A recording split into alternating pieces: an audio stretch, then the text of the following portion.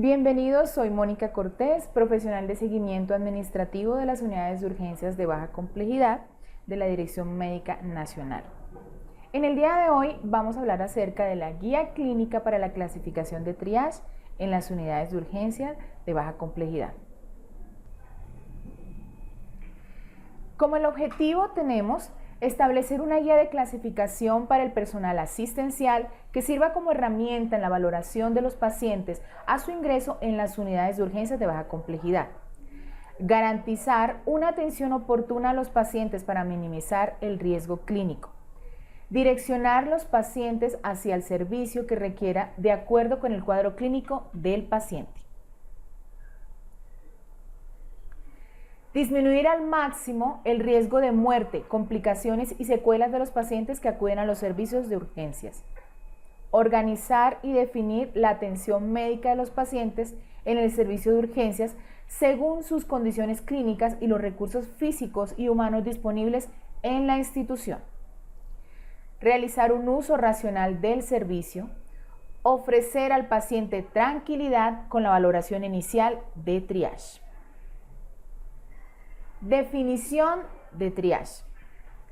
Es un conjunto de procedimientos asistenciales que orientan sobre la existencia de situaciones de riesgo para la vida o salud, que permite al personal médico y o de enfermería realizar una clasificación objetiva para la priorización y o derivación de pacientes acorde con la situación clínica. ¿Cuáles son las características del proceso de este triage? Que sea universal, responsable, oportuno, seguro, dinámico y educativo. Que sea universal porque debe ofrecerse al 100% de los pacientes que demanden atención en las unidades, sin importar afiliación, raza, religión, culto, sexo, entre otras, durante las 24 horas del día, los 365 días del año. Responsable, porque cuenta con un recurso humano competente, capacitado para realizar la clasificación de los pacientes y acorde a las condiciones del servicio. Oportuno, porque responde a las necesidades del paciente en un tiempo prudencial y acorde a las promesas de servicio para el tipo de triage. Seguro, porque permite orientar la conducta para determinar cuál es en realidad la atención que requiere cada paciente, según los recursos disponibles, proporcionando atención oportuna y evitando complicaciones de cada patología por retraso en la atención. Dinámico, sin solución de continuidad y realizada por uno o más médicos y o enfermeros, según lo amerite la demanda de pacientes en el servicio, para así dar cumplimiento los tiempos estipulados y evitar complicaciones. Educativo, porque proporciona información a los pacientes acerca del tipo de clasificación que se está realizando y los tiempos de espera para cada uno de estos según el tipo de patología. ¿Cuáles son los criterios de la clasificación? El profesional realiza las actividades del triage y este lo efectuará a todo paciente en el momento de su ingreso al servicio de urgencias. Una evaluación ágil, rápida y objetiva, enfocada fundamentalmente en el motivo de consulta, los signos vitales, la condición clínica, el estado mental y los factores de riesgo, con el fin de determinar y conocer el estado general del paciente, definiendo la prioridad de la atención. El promedio en la realización no debe exceder los 5 minutos. Se debe agilizar el proceso de atención en los menores de 5 años, mujeres embarazadas y mayores de 65 años. Los pacientes reconsultantes, aquellos que ingresan nuevamente a la unidad antes de las 72 horas de la última consulta de urgencias, se debe realizar un triage minucioso para detectar inestabilidad hemodinámica por la patología consultada al inicio. Se cuenta con un sistema de asignación automática De allí se deriva el paciente al consultorio de triage correspondiente. Este sistema prioriza los menores de 5 años, embarazadas y pacientes mayores de 65. Esto aplica en las unidades de urgencias que cuentan con los consultorios de triage y consultas centralizados en una misma área. Si se requiere priorizar el triage, el sistema también permite la asignación manual. En la realización del triage no se debe iniciar tratamiento, tampoco inyectología, ya que esta definición se debe realizar en la consulta médica o en la sala de observación. Las gestantes que consulten en las unidades de urgencia de baja complejidad serán atendidas y clasificadas como triage 1 o 2 en caso de presentar patologías obstétricas o riesgo de inestabilidad hemodinámica. Esto como parte de la política de la compañía del programa de riesgo materno. Triage 1. Atención inmediata o de emergencia. Para el triage 1, las principales patologías consideradas de atención inmediata o de emergencia están las fracturas o golpes graves o heridas graves, el parto en curso, el intento de suicidio, el abuso sexual, embarazada con sangrado, paciente en shock, estado epiléptico o convulsivo, paro cardíaco o respiratorio, dificultad para respirar, con alteración hemodinámica. El triage 1 son aquellos pacientes que cursan con inestabilidad hemodinámica, ventilatoria y neurológica, cuyo motivo de consulta constituye una amenaza para su vida de manera grave e inmediata y que por ende su supervivencia depende de una atención rápida, oportuna y adecuada por parte del personal de urgencias. Ahora vamos a revisar por sistemas la clasificación del triage 1. Sistema gastrointestinal.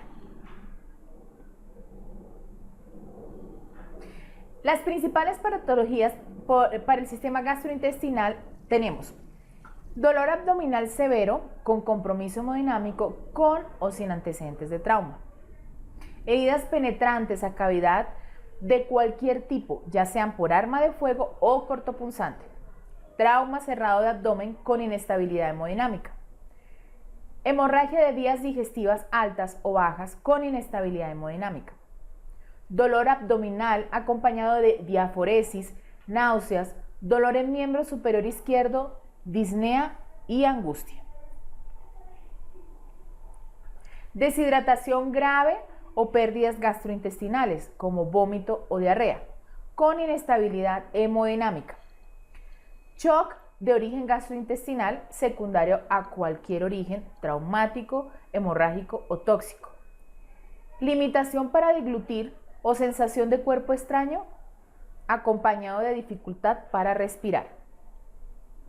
Antecedente de ingesta de fármaco u otro tipo de sustancia que hagan sospechar intoxicación con inestabilidad hemodinámica o alteración neurológica. Antecedente de ingesta de fármaco u otro tipo de sustancias que hagan sospechar intoxicación sin inestabilidad hemodinámica o alteración neurológica. Sistema cardiovascular.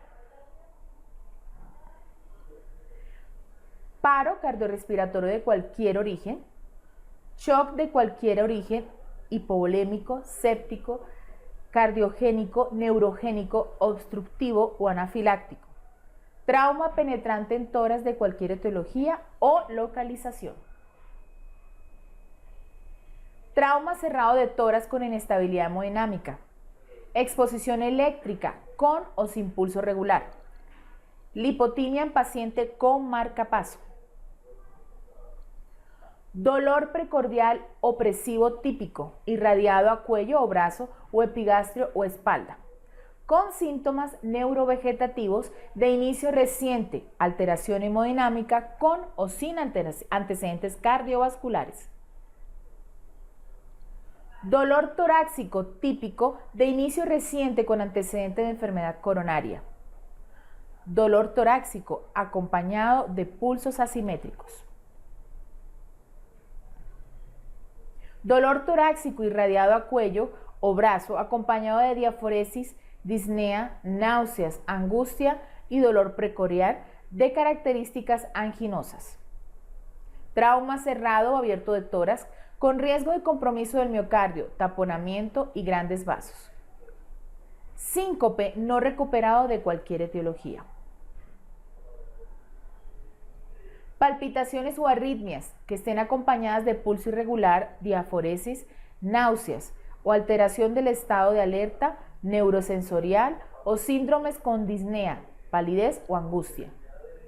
Hipertensión que sea mayor a 180-110 milímetros de mercurio y sea asociada a cefalea intensa, alteración neurosensorial, alteración del estado de alerta, dolor torácico o epistaxis.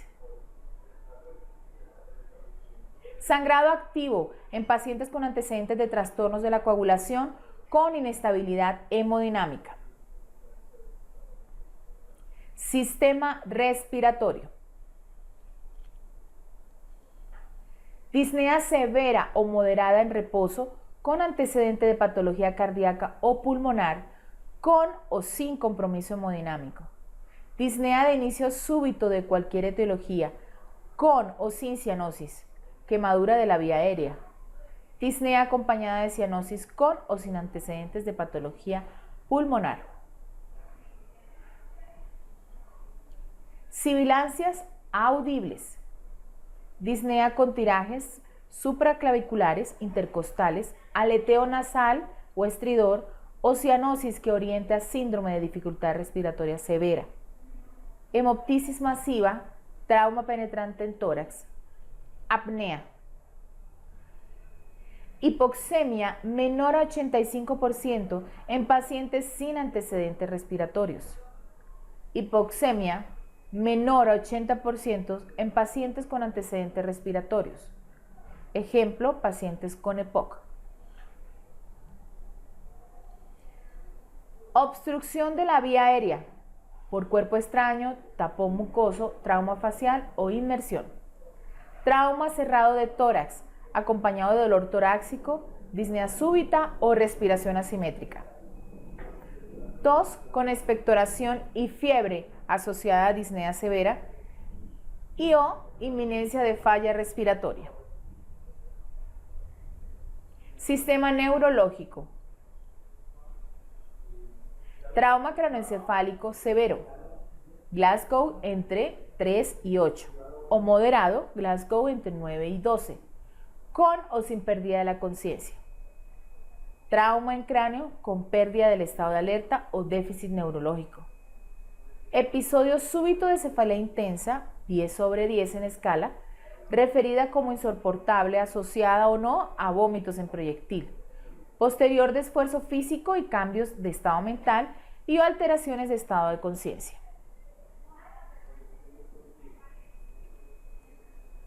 Estado convulsivo activo o estatus convulsivo. Episodio agudo de pérdida o disminución de la función motora. Deterioro agudo del estado de conciencia. Trauma en columna con déficit neurológico. Trauma penetrante en cráneo. Sistema musculoesquelético. Cualquier trauma con compromiso hemodinámico, respiratorio, neurológico o dolor. Amputación traumática, trauma por aplastamiento con dolor severo. Sospecha o evidencia de fractura abierta o cerrada, de compromiso vascular o nervioso. Dolor articular, eritema, edema, fiebre. Herida por arma cortopunzante o proyectil. Trauma cerrado de mano y pie. Sistema genitourinario. Abuso sexual con antecedente de ocurrencia del hecho antes de 72 horas. oliguria o anuria con inestabilidad hemodinámica, trauma en genitales externos o internos, trauma de pelvis con hematuria o anuria, dolor lumbar o abdominal severo, con o sin hematuria, priapismo, psiquiátrico, estado psicótico agudo o agitación psicomotora, trastornos alimenticios como la anorexia y bulimia que presenten alteración hemodinámica. Sistema de órganos de los sentidos. Aquí incluye olfato, oído, gusto, vista y tacto. Trauma penetrante a ojo o enucleación. Trauma ocular químico o físico agudo con compromiso visual. Amputación traumática o parcial o total de la aurícula. Otorragia o otoliquia. Trauma o sospecha de quemadura en laringe.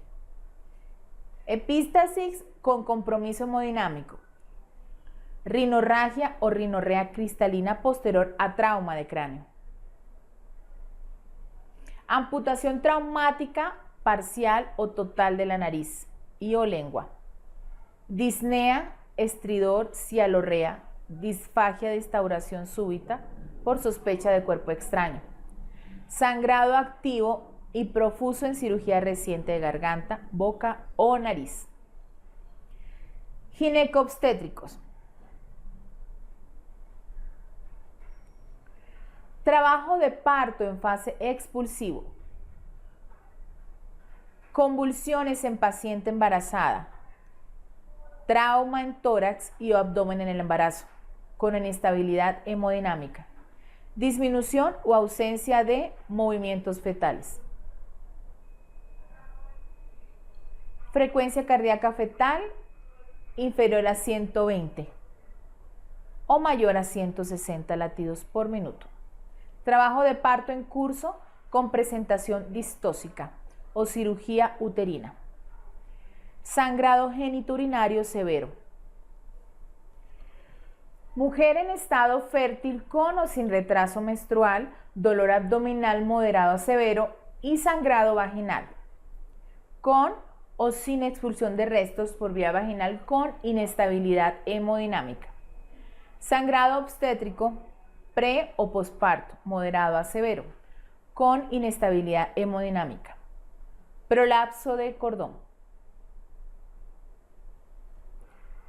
Hipertonía uterina con o sin dolor. Actividad uterina y sangrado vaginal de embarazo no a término. Dolor abdominal posparto. Cesárea o legrado con fiebre y coágulos fétidos con inestabilidad hemodinámica. Sintomatología urinaria en mujer embarazada con compromiso sistémico y hemodinámico. Trauma genitourinario con inestabilidad hemodinámica. Sistema tegumentario.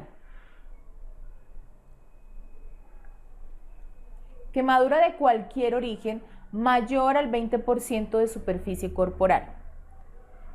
Quemadura en cara, cuello, manos, pies, periné, pliegues y genitales sin importar extensión o grado de profundidad. Signos de reacción alérgica severa, tóxica, medicamentosa o por accidente ofídico o arácnido, con riesgo o compromiso ventilatorio y hemodinámico. Herida penetrante o mordedura con hemorragia incontrolable. Hipotermia menor a 36 grados centígrados o hipertermia mayor a 40 grados centígrados. Sistema endocrino.